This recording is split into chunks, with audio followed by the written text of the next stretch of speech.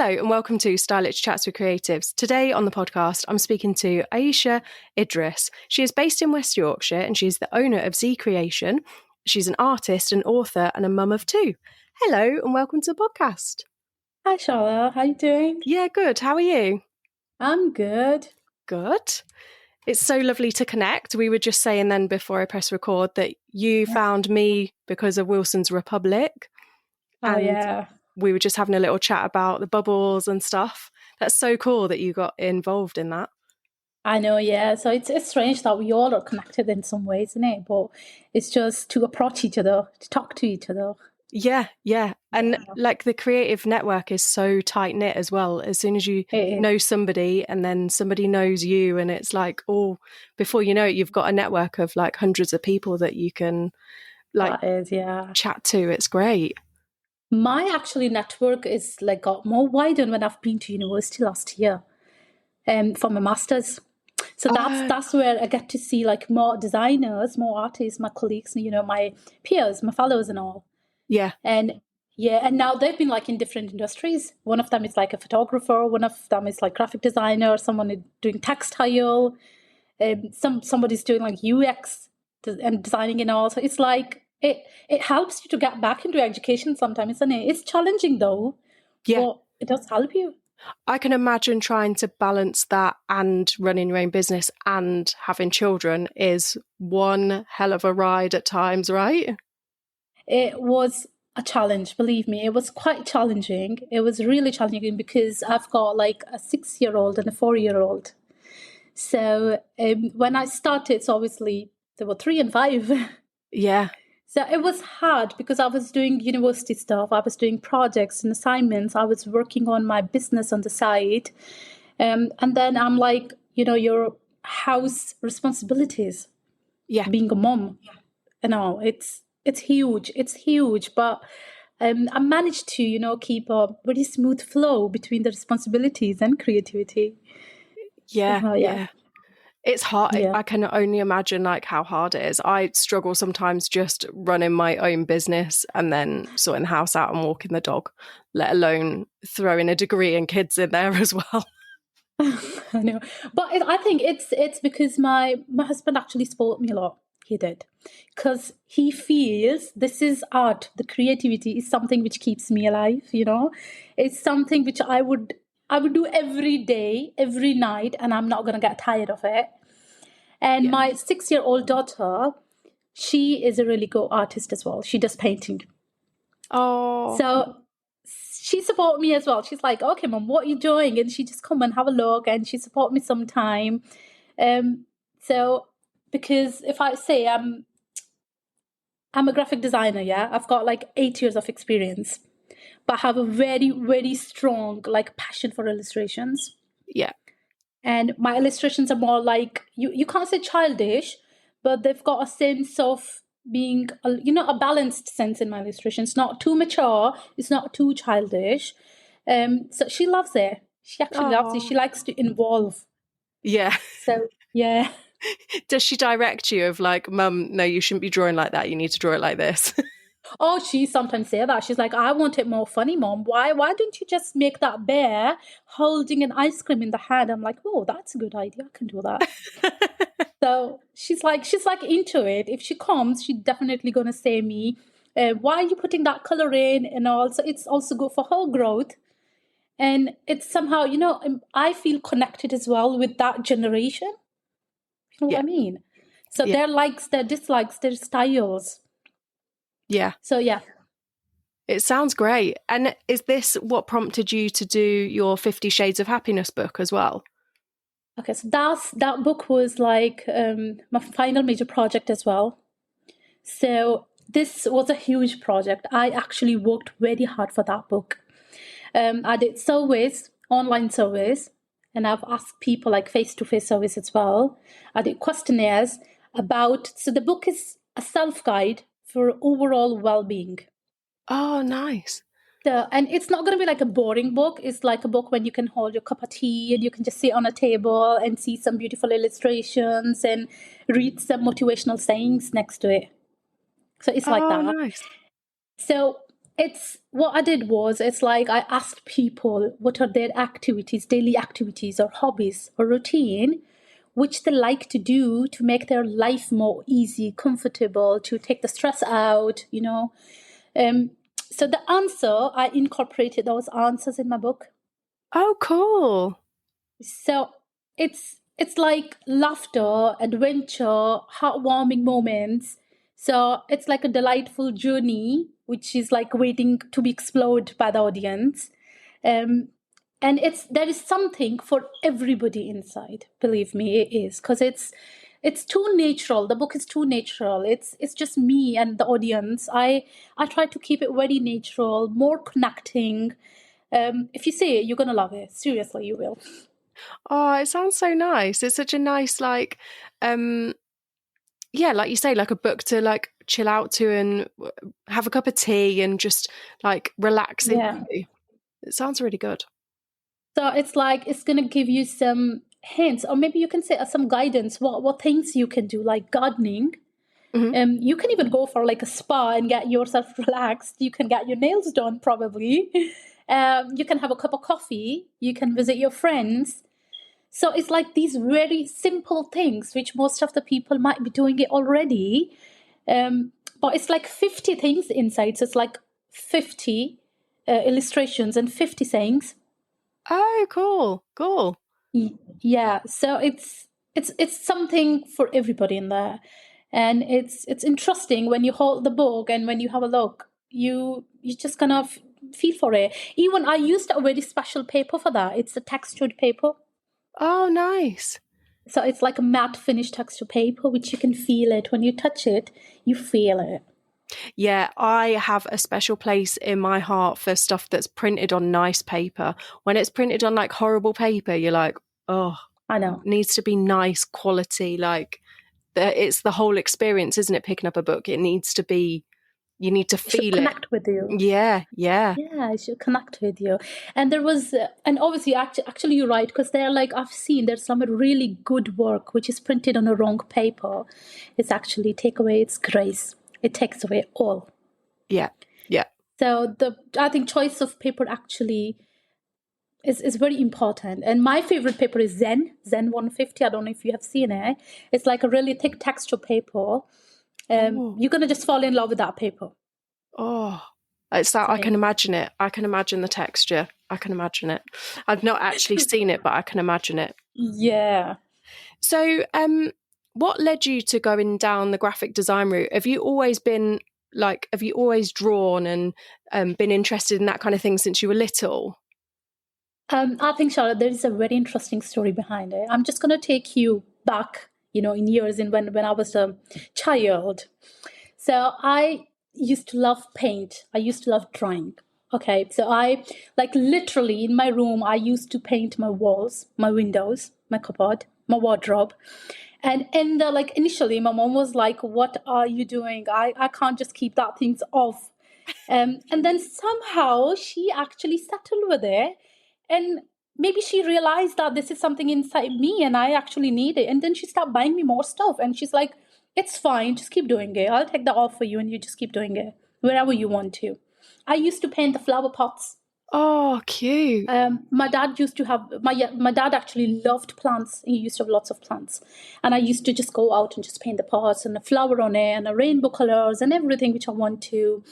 So as when I grew up in Pakistan, so there's a funny thing in Pakistan. If you want to be an artist or a designer, so it's somehow like you're like kind of considered less brainy, Yeah, yeah, kind yeah, of thing. yeah, yeah, yeah. So if you going to be a doctor or an engineer, then yeah, that means that you are the intelligent person in the world. Um, so same, I tried to be just try to be more in my studies and all. I used to love biology, and why I love biology, I didn't understand that earlier. I like it because I used to draw the diagrams there. Yeah, So it's the drawing again. yeah, So I like to do the drawings and label it, drawings and label it. yeah. And I was selected for physiotherapy. Ah, And then at that time, there was a new university opened in my city. I've been there with my dad, and I was in the art department. Charlotte, I straight away, it was like first sight love. Believe me, it was. I was like, okay, I love this building. I love everything here. I love the smell of the paint. I love the smell of the clay there because there've been pottery going on. And I'm like, okay, this is what I want. This is. And I come home straight away, being to my dad. I'm really close to my dad. And I'm like, look, I think there is a slight change, which is actually not very slight, but yeah, I want to be a designer now. And he actually supported me. That was really shocking. And he's like, I already knew you love drawing and painting. But because of, the culture thing around goes, which is like, you're not going to be considered like a very bright child, though. But I think do what you feel like doing it. Do what you want to do. So the next task was to talk to my mom, which was a task actually, and it was a challenge. And she was like a little bit frustrated though, like, why? Because that's a really good opportunity. Go for it. You don't have a future and all.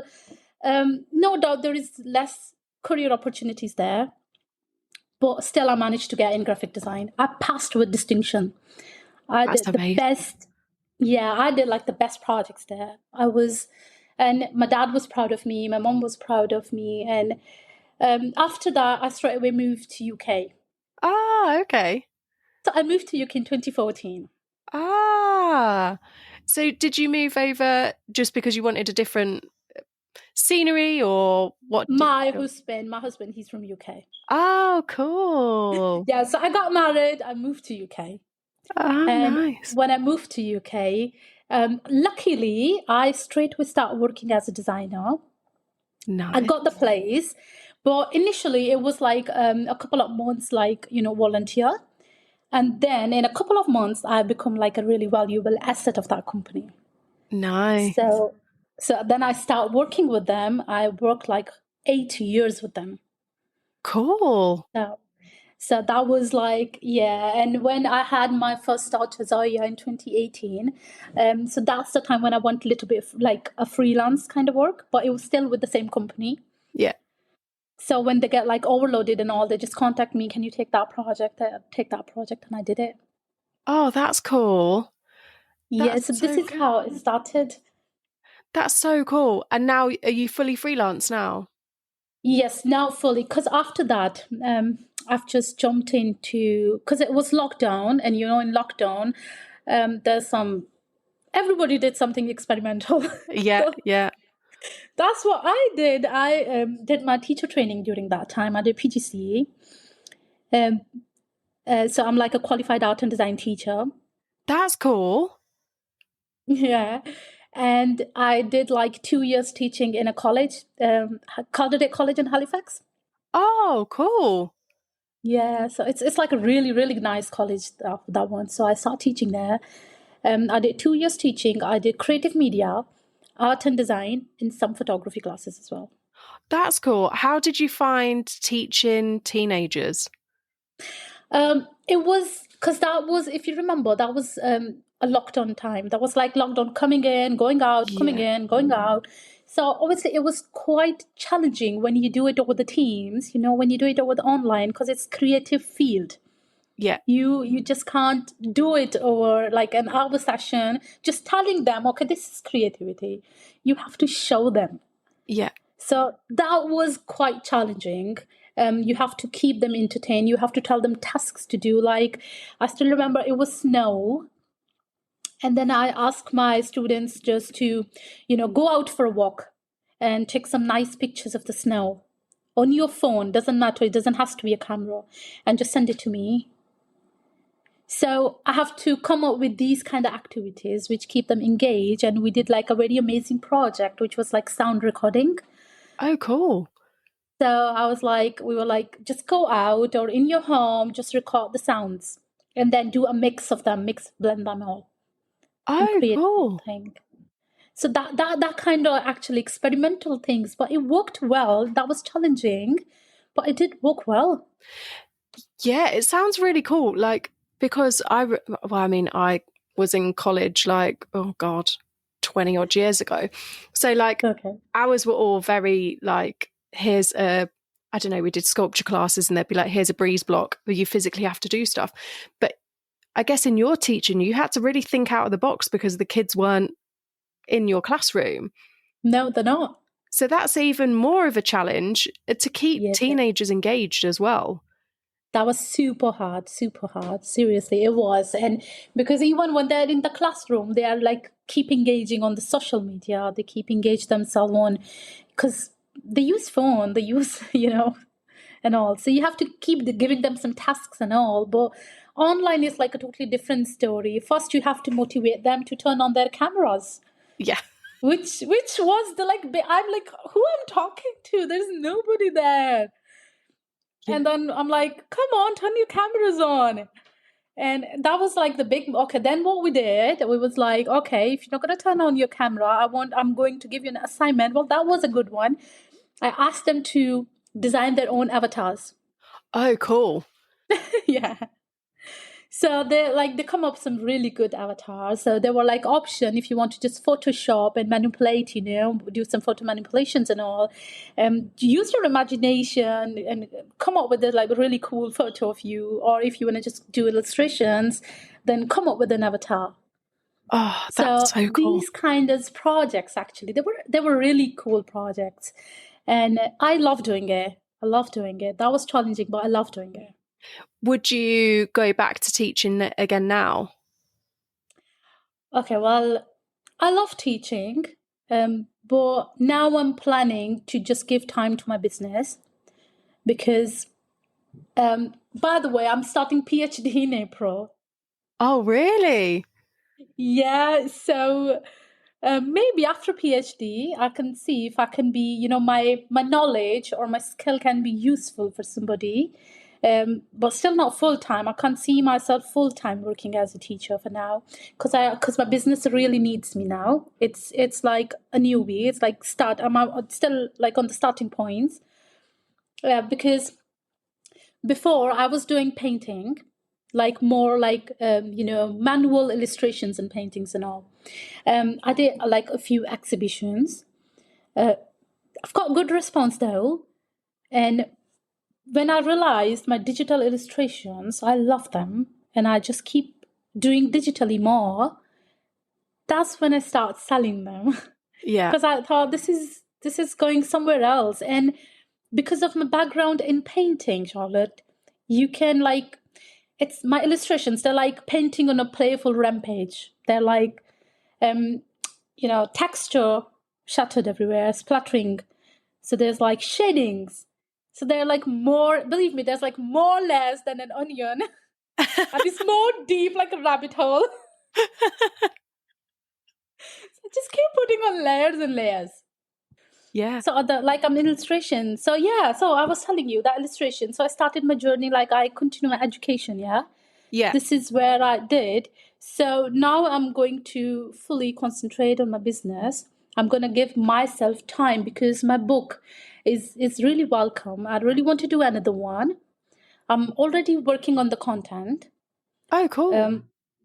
Yeah, so publishing that book, that was another story, believe me. That was like a self-published book. So it's like another struggle itself. You can imagine who doesn't want to work with, Penguin Random House or a Hay House and all. But they need literary agents between them. You can't directly talk to them and all. And my work is somewhere between, it's not children's, and it's not like a fiction or a storytelling or a crime thriller, so it's hard to get the right person. Yeah, because it's not necessary. Yeah, you're right. It's like a mix, and it can be accepted by a lot of people. It can be read by everybody. So therefore, they can't pigeonhole you. So then it's harder to direct you to the right person. Yeah. Yeah. And I actually find it very, I don't find it very comfortable because there should be place for these things. Like this book can be read by 12 plus. So, because it got really good quotations, which can inspire you to work on your well-being and mental health. And mental health, how important this has become nowadays. It's like a huge issue. Yeah, and I think unfortunately, I think some more has come to light kind of after COVID, and it's definitely like highlighted people's anxiety is higher, people's tolerance for other people is lower, and lots of other things. So it's really important. It is very important, yeah, and I believe that book is going to be very helpful. Actually, it's when I'm sure if you open that book, it'll bring smile on your face. I'm sure about that. Yeah, I did a couple of stalls, Charlotte, and the book was very welcomed. that's good. And yeah, so I think this is really amazing. And enterprise team, they helped me in that. Um, the enterprise team of University of Huddersfield, Yeah. I worked like really closely with them. They actually support me in the beginning. They advise me how to run my own business. So they're like my business advisors. That's so cool. So how did you get in touch with the enterprise team? Because I've studied from University of Huddersfield. I did my PGCE from there. I did my masters from there. So if you do study there, you have access to their enterprise team. Oh, cool. Yeah, so they can give you advice, and there are like a few fundings going on as well, which you can apply. And if you're lucky, you can get it. Oh, So cool. yeah, so I definitely say in the enterprise team, Daniel and Nicola, they actually really motivates me. They helped me. They guide me. I still remember I received because I did send my script, the book script, to a couple of publishers. So I'm not going to mention the name, but I received a contract agreement, and I was like, because it's too complicated to go through all of this, and I was like, where am I supposed to go now? And the enterprise team actually helped me, and they tell me the holes in the gaps between it and the pros and cons of it. That's So that's so helpful, especially when you're new to business, because I think a lot of the times when you start a business, you think, oh, how hard can it be? And then someone flings you a contract like that, kind of almost knowing that you're new to running your own business. And how do you know that it's right? You're just kind of putting your trust in reading someone else's stuff. And sometimes they've got a solicitor to read it, to write it. I know, And then, yeah. like, I'm not thick, you're not thick, but understanding solicitor speak is a whole nother, like, you I need 10 know. degrees for that sometimes. No, it was like I think 12 or 13 pages or something and all. And I was like, oh my God, I'm so overwhelmed for that. And you know how much it's going to cost me to go to a solicitor and ask for it. Yeah. And I'm like, no, what am I supposed to do? And then I actually approach the enterprise team again. And I'm like, I'm actually confused what to do with it. Shall I take it or not? Yeah. And well, I think I've been given the right advice, and the points they've mentioned, I've explored those, and I decided I'm not going to go with them. Yeah. Yeah. Yeah, so they've been really good support for the students who are graduating from University of Huddersfield. And I think now, earlier it used to be like 5 years support, but now it's like lifetime. Oh, really? That's cool. Yeah, it's lifetime now. That's so helpful for people, It is. because you do get like flung straight back into like the working world, and if you're not fully comfortable with stuff, and like you say, you don't know quite who to speak to about a contract, or it's good neutral advice, that actually. Yeah, it is really good. I think we all need somebody with us, like a business advisor or somebody to talk to who knows, the pros and cons of that particular thing. Yeah. So yeah, I'm glad that I'm in touch with them, and they actually always help me. Like you mentioned about the event, so Oh, they yeah. keep sending me. Yeah, so they keep sending me the emails, like if there is any event going on which they believe is going to be of my interest, so I can join it. That's really good. And I think, like we were saying before we press record as well, there's an event, a Wilson's Republic event this week, and Yeah, it's going to be so good to like connect with lots of different creatives in like West Yorkshire.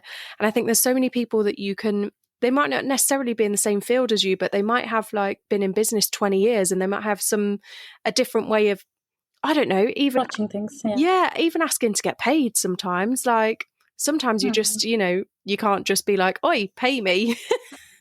I know. And that sometimes just having that hand to hold to help you is so helpful. It is, yeah. We all need that, and especially when you straight we get off education and you've got like no idea of doing your own business. So there's like lots of legal things which actually they helped me with it, they guide me with it, and um, as I mentioned earlier, I'm hoping actually my collaboration with RSPC is in place now, and That's I'm hoping exciting. to. It is very exciting. You know, I've been working on it from like last 2 weeks. I've done a totally new collection for them, so which is just gonna be, you know, linked with them. It's just there, especially the day for them, and I'm so excited for this collaboration. I'm launching that on 20th March, hopefully. Oh, that's so exciting. I can't wait to And see these. oh yeah, definitely. I'll share that with you anyway. I'll send you an email to have a look on it because it's just not my art. It's also, you know, you're helping the animals. Yeah. Because it's you just refreshing your wardrobe and helping the animals. I think it's a perfect deal. Yeah, yeah, I'm with you. Yeah. Anything that's got a So, dog on, I'm there. oh, I know.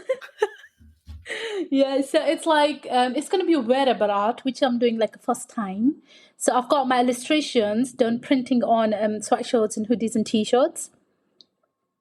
So this is something new which I've experimented now. So if you see, I'm just expanding my products now, and I'm trying to reach like more wider audience through collaboration and all. And this by the end of this month, I'm also going to do some coffee mornings with Kirkwood charity. Yeah, yeah. Yeah, so I'm hoping to do some stalls with them now. Oh, that's cool too. That's nice. Yeah. Oh, wow. You've got some like really cool collaborations there because I think the Kirkwood their charity is really good as well. They do a lot of good work around this area. They do, yes, they do. So it's about like my business. It's going to help, the people around me in West Yorkshire. It's going to be beneficial not just for me. It's going to be good for people around West Yorkshire. Yeah, it's really good. It's a nice ethos that you've got to your business as well, I think. Isn't Yeah, it? yeah, it's nice. Yeah. So, how did you find I know in like some of the notes you sent me that you had a lockdown baby. How did you find that alongside teaching and everything else?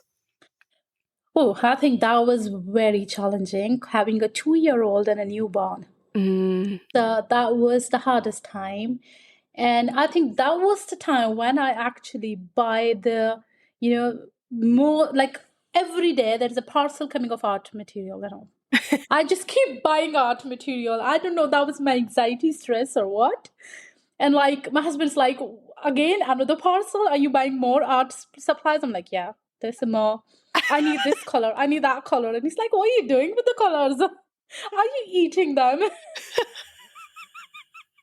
are you eating Then them? That's hilarious. seriously, I know. And I'm like, I'm just doing art. So that's the time. What I used to do was, we had, this is from where my daughter got into the arts as well. Because I used to go in my art room. I have a little art room downstairs where I keep all my things, all my materials and all this. It's nicely set up for me. So I used to take her with me downstairs. I'm like, okay, look, that's your canvas, that's your paints, that's mommy's paint. So let's do something. So Oh, this is that's from where cool. she got into the habit.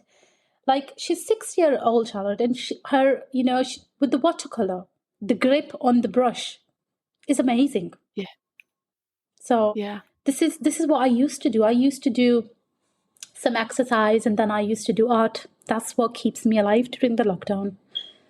And I have to look the baby and my family. That's all back home. Yeah. So I haven't seen them since like 3 years already. So that time it was, I think, 4 years or something. I haven't seen them. I really wanted to go, but because of lockdown, I couldn't go. Then I had a baby. So there were like so many things going on. So same, which I also mentioned in my book, Art Therapy. It worked. I put all my Yeah. things, all my thoughts on the canvas, on the paper. I keep drawing. I experiment different products. I did texture. Oh yeah, I experiment with textured art that time. The first time in my life, like I thick textured paintings. So that was It's so something new. but isn't like I found I went back to like drawing and painting, and just like, because my work just quietened down because of COVID. And then, so I was like painting, I'd put my music on and I'd just get my watercolors out and I'd just be like singing along, painting, and just stuff was coming out. And actually, like, it was some of the best therapy things we've done. And yeah, and you're just like, oh, it's gone. It's like, it's, your anxiety's out. It's such a good way of releasing it, isn't it? It is best. I believe this is the best thing. And that's what I used to do, actually. I used to just paint. I used to go and take my stress out on the paper. And I've done some like amazing work with the textured art. Like my home, I've got like quite a big canvases outside, downstairs and all, which is like really cool textured art, which I've done. I've never tried that before, but I like it. I like getting my hands dirty in the paint and the textured. So it's like another therapy when you touch it. Yeah. It's something else. Yeah. So yeah, that's what I did. My daughter's been really good, to be honest. They've been very gentle, because I've heard the boys are like kind of mess, but the girls are little bit low in energy, and also that you can cope with them. But yeah, they've been really good. They keep doing some artworks with me and every time, and singing and music and my own paintings and drawings. And this is from where actually I that's what the paintings which I sold in the exhibition. That's what cool. I've done. Yeah, because after lockdown in 2022, 2022, I did the first exhibition in London with Art on Barricades. And wow, that's cool. So that was the time, that was my first exhibition and all. And I'm hoping, actually, this leads to a launch event of my book. I'm planning to do like a proper launch event with them now in during the summer holidays. Oh, cool. That'll be really good. I know, yeah. Because for now, I believe my main challenge and goal is to reach wider audience through different media. Yeah, yeah. Through different platforms. So this is what I'm doing. It's so exciting. I just love your energy and I love what you're doing. And I think like involving your kids in the creative process as well. And you're so right. Some people really are really creative and some people are really academic. Me and my sister won't mind me saying this, I'm the creative one, she's the really academic one. There's like we're literally chalk and cheese. And she's so academic, like got a first in her degree and all sorts of stuff. I didn't go to uni. I've just like flummoxed around and landed in a job that I quite like. That's perfect. And tried a lot of different things. And I think that's like the creative mind, really. I get a bit bored and then I'm like, I'm going to try something else. And I always, you just do. And then I still end up doing life drawing classes now. So I always circle back to doing drawing or like painting or, Yeah. And I think you just like, there's so much pressure, I think, as well, especially from like years ago and different cultures, I think as well, where people go like, well, you need a good job and you need this and you need this. And actually like you can have a good job and earn an honest living without having to be academic. You can still do amazing things and still like impact the world without becoming a doctor or I don't know, mathematician or I know. So how do your parents enjoy seeing all your artwork now as well? There's another kind of perspective as well in because I'm Muslim. Yeah. So there's like some of my relatives are like, oh, you drawing animals, oh, you drawing this, because they don't like it. But my parents been like very supportive in that manner, because they're like, I know what you're doing. You didn't intend to do it. It's like you just intend to do it to make people happy, which with your intentions count.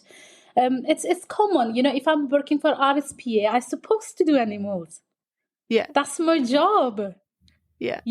So it's a demand of my job to do what's right for that particular thing, for that particular project.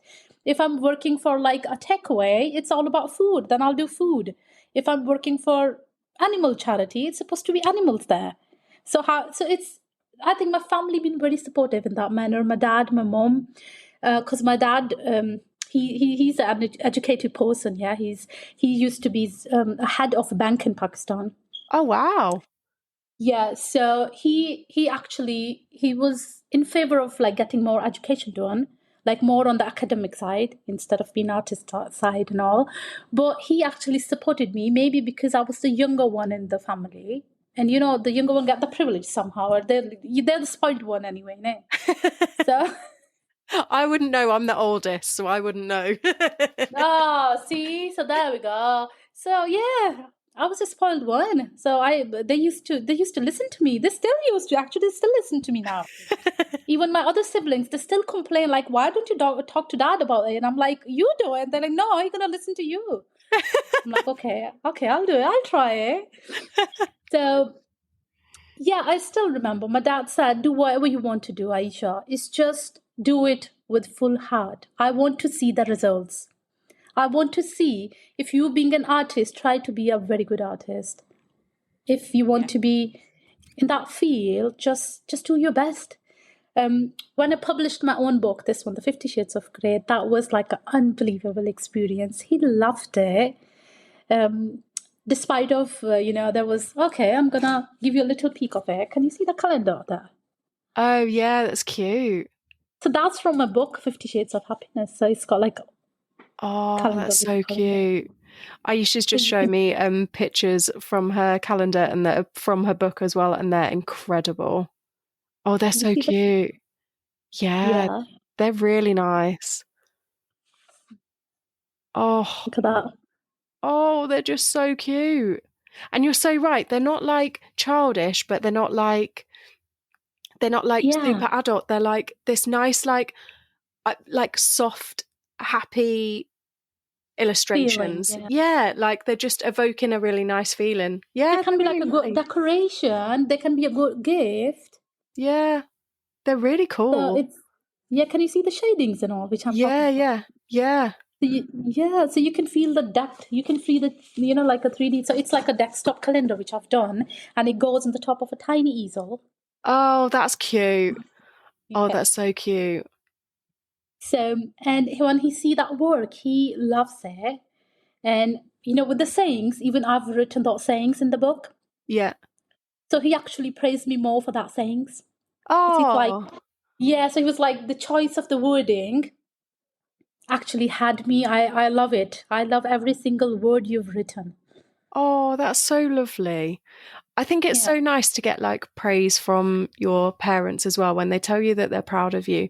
It hits slightly different to your husband telling you or your friends or when it's your parents and you're like, "Oh yeah, I've done it right." And I think your dad was so right. If you do stuff with your full heart and full passion, it doesn't matter what you do as long as you put your all into it and you enjoy it. I think that's the biggest Yeah. part. You've got to enjoy what you do because we're going to be doing it a long time. Yeah. So my sister, she's like a teacher in Pakistan. She teach in a school, so she's the academic side. So it's like I think in my family, it's just me. It's just me. I think in my whole family, it's just me.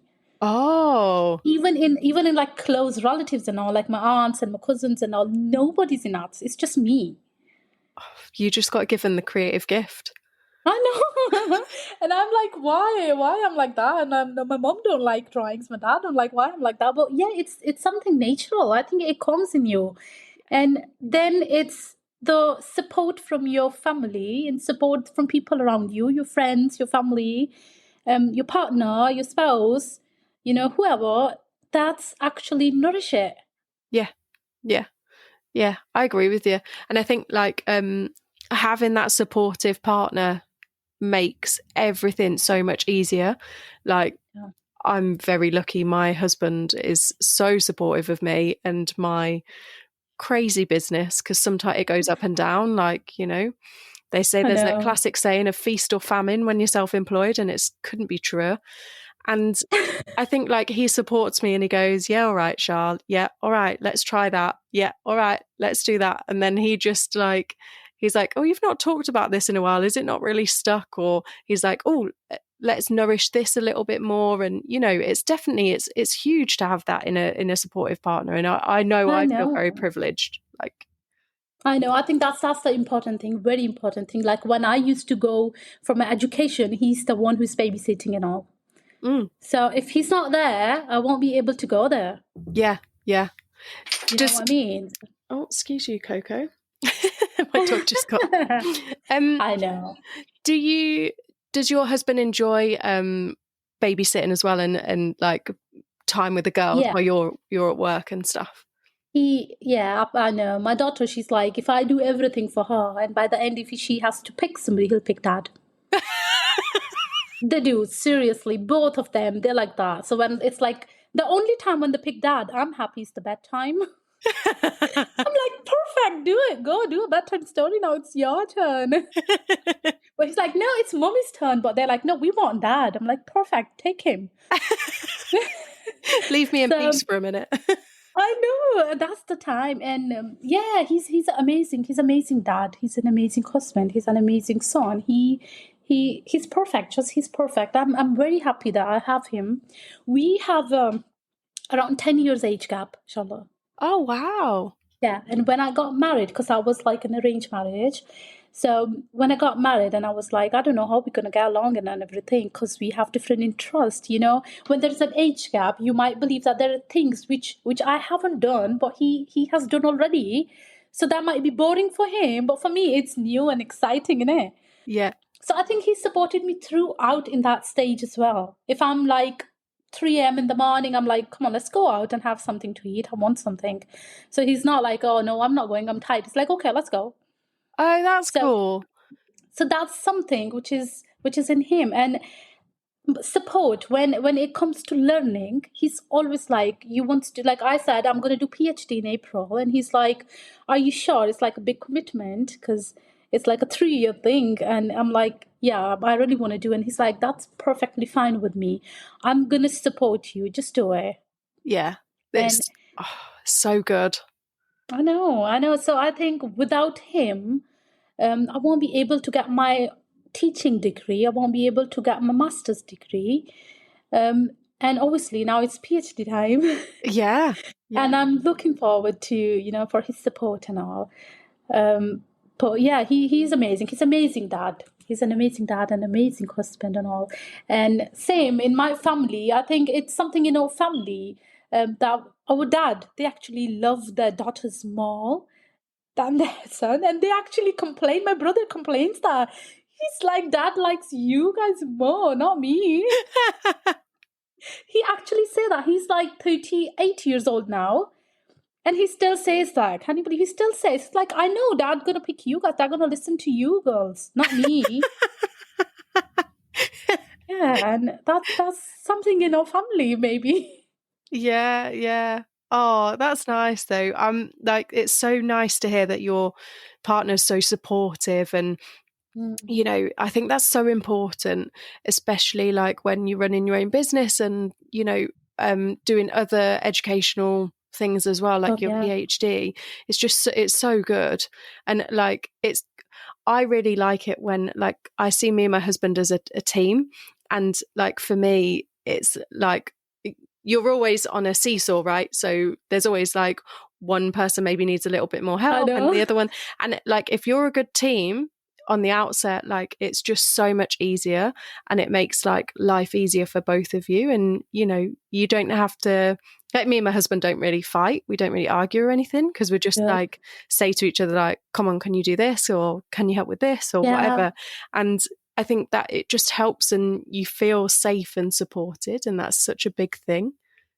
I know it is a lot. And actually I still remember, it's like I was not feeling very well in a couple of weeks ago, and he comes to me and he's like, are you okay? And I'm like, why do you think that? He's like, I haven't seen iPad in your hand, it's been 2 days. And I'm like, yeah. And he's like, why are you not drawing? I'm like, I think I need rest. Sometimes your brain do need rest, even in terms of creativity. Yeah, you do need a break.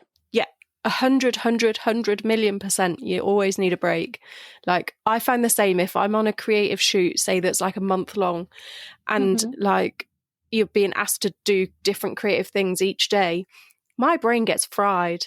I'm like, I know. oh, I can't think anymore because all I'm seeing is candles or like whatever products that I'm placing in lots of different places.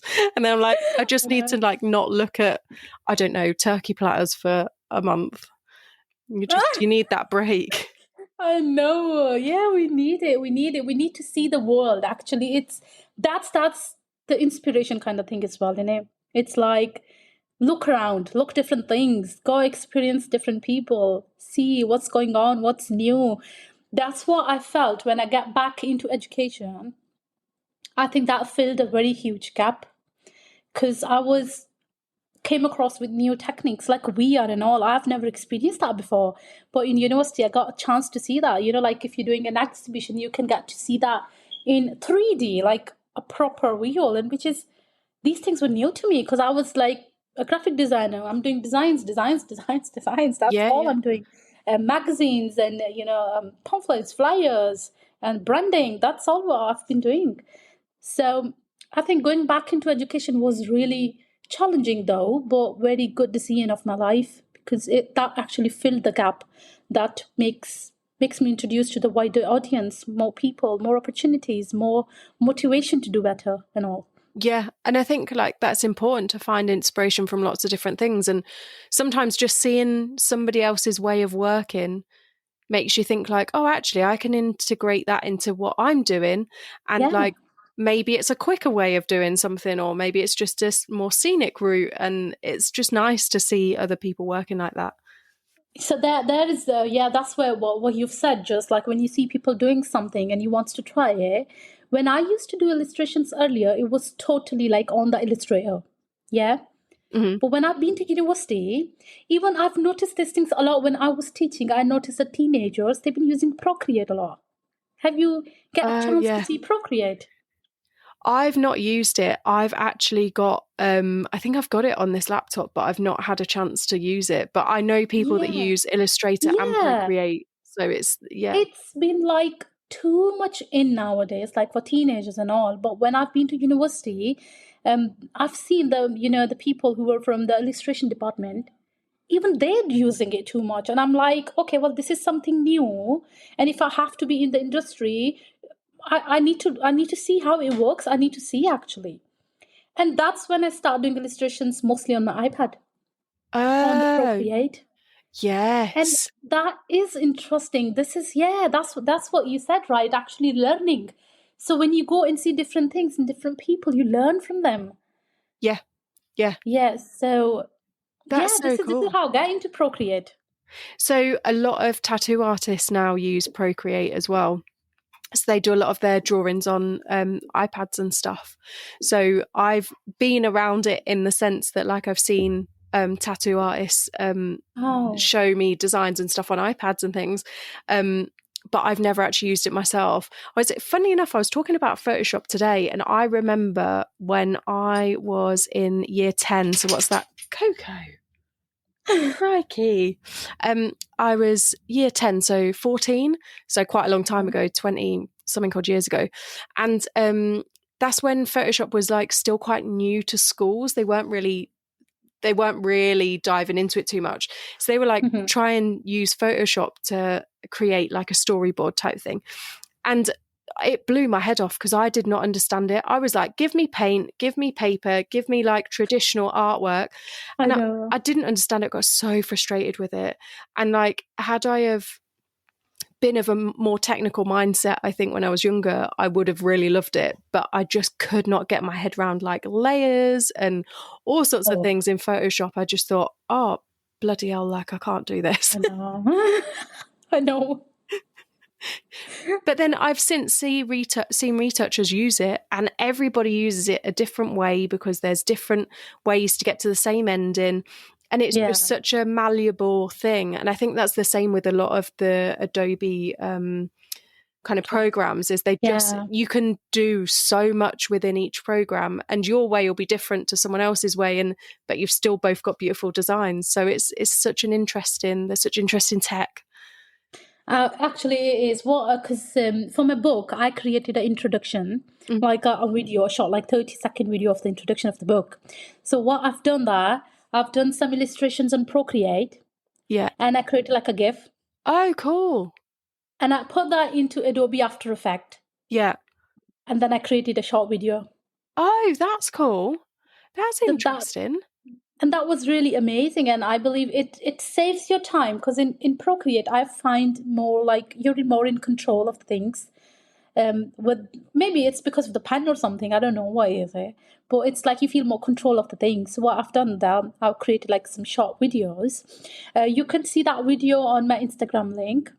Yeah. So you might, when you just visit it, just have that look at that video. So it's like a blend of Procreate and After Effects. Oh, that's cool. Yeah. So I created to these illustrations, I've created a movement in them. Oh, cool.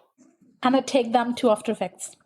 That's so cool. It's so interesting that like you've done it that way, because I know like I was actually styling some gifts today with a model and some shoes, or like we did it in shots. So you just did, the model moved, we took a shot, he moved, we took another shot. And so they'll just layer that up in Photoshop and like create it like that. It's so interesting. I think it like just still blows my mind because I'm not very technical minded. So I'm like, how is this done? Like, you know what? But maybe I know, but maybe if you're like doing a product photography or something, if there's a product in the middle, like my book, yeah, you can just draw around it on each single frame. That's all you have to do, and it's like a little GIF. So I think you should try Procreate for that. Yeah, I might have to download it onto my I've got a different version of an iPad basically. So I might have to go and see. iPad. You're going to need iPad for that. Yeah. Maybe you need to try, because it makes your job really easy. And it's like, it's amazing. I think you can, because my work is more like, illustrations which you've seen. It's more like a cute movement inside, and it's not like proper person moving or something. Yeah, yeah. So I think that's a perfect software for me to create that gifts and all. But for you, if you're doing a product photography, I would definitely recommend that to use it, because it's like you can keep the product in the middle, and you can just take the flowers, the leaves out. You just draw on each frame. That's all you have to do. Oh, I'm definitely going to have a play around, because I definitely think it intrigues me, but also like I know it's going to frustrate me a little bit, which is not necessarily a bad thing to have a challenge. And I'm all here for it. It does to me. I've watched so many tutorials. Believe me, I did it. I watched so many. I think it's just the basics which you need to know. That's all. Yeah. Like, I think the very first thing we need is Control Z. We need that. We need the undo thing first. That's all. That's it. Everything else can come after. I know. So just get used to it. I do think though, I used YouTube like a lot to start setting up my podcast and like some other bits and bobs, and like I use YouTube so much for tutorials. It's unreal. Oh yeah, I've tried YouTube. Yeah, even I tried that, but not in like properly export it. No, I've been mostly into Photoshop, illustration, After Effects, and now Procreate. Yeah, it's so good. Yeah, I know. Procreate, actually, I'm enjoying that now. It's like you like feel very, like when cold and you cozy in your bed with everything, and still you can hold it and draw it. It's so it's so natural. It's so good, and it's a lot less messy than having all your paints out. Oh yeah, maybe that's the thing why I like it more now. Because with kids, it's if I'm doing a little mess, they're gonna comment. They're gonna you just don't want to see it. You just don't want to see it. Believe me, you don't. I can imagine. With Coco. Oh yeah. Oh God. Honestly, when we were doing DIY in the old house, we were like, Coco, just sit down. Like, just don't go near the paint. Like, oh God. Yeah, she got paint on her because it was gloss as well, so it took ages to come out. Oh my goodness. What colour was it? I just want to imagine her. It was white, and it was on her tail, and it was just like a stripe on her ginger fur.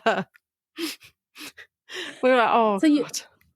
I know. So you can tell now that's a creative person's. Yeah, massively. Oh yeah, we need that. We need that tag with us, isn't it? Yeah. Because sometimes I used to get the paints on all my shorts and trousers, and I used to keep a pair, to be honest, but I never know, because I'm in a mood now, then I'll go and quickly sit and start doing it. I don't wait for myself to get changed and all, to be honest. And when I used to go drop Zaya to school sometimes, and my friends are like, oh, you've been painting again? I'm like, yeah. You can tell. My hands. It's like all over you. Yeah, most of the time my hands. Yeah, well, I was painting. But now, actually, I think it's been months they haven't seen some paint on me because it's been more Procreate. It's Procreate, mostly digitally now, so. Yeah, that's fun. I know. So I've got one final question for you, and you've briefly answered it, but what inspires you, Ayesha? What inspires you to create? What inspires you to be creative in this world?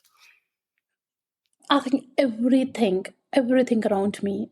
I see things differently. If I see a plant, I can see the veins inside. I can see colors in it. I just don't see green leaf. I see a little bit of yellow. I see a little bit of brown. I see like different shades of green in it. You know what I mean? So it's something in me. It's natural. It's in my eyes.